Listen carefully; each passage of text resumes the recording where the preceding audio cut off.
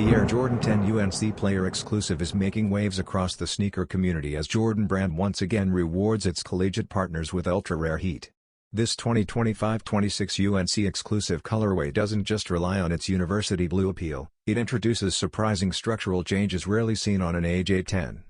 New stitching patterns break up the classic 90s silhouette, creating bold suede panels, an extended heel to quarter sleeve, and a unique circular patch above the midsole.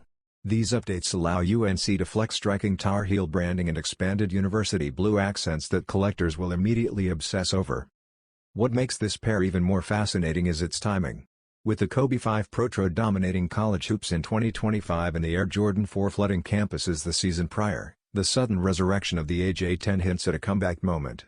But as expected for PEs, this pair is nearly impossible to obtain, confirmed by the limited text on the box and the inevitable sky-high resale prices.